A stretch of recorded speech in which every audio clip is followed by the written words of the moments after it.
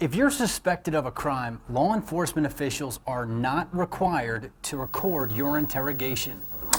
According to the Innocence Project, a nonprofit legal organization, at least 25 states require interrogations to be recorded.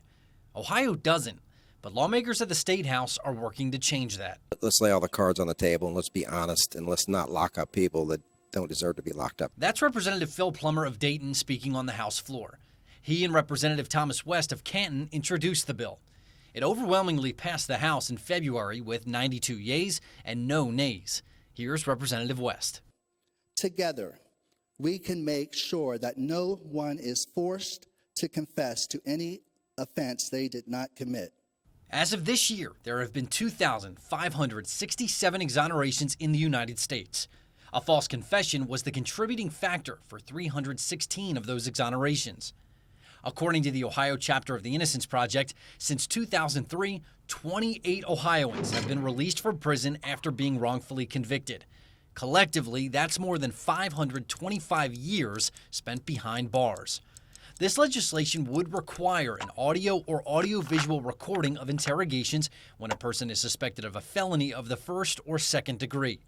That includes murder, aggravated murder, voluntary manslaughter, involuntary manslaughter, aggravated vehicular homicide, rape, attempted rape, and sexual battery.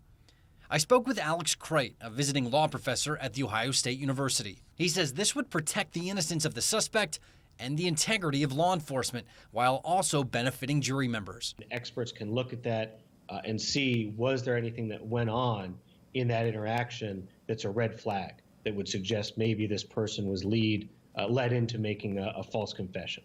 I also reached out to the Ohio Prosecuting Attorneys Association. The executive director declined to comment, but in testimony from November, he said while the association is not opposed to the recording of interrogations, it believes portions of this bill should be changed to allow for certain exceptions.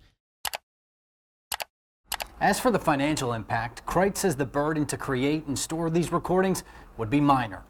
For Spectrum News, I'm Chuck Ringwald.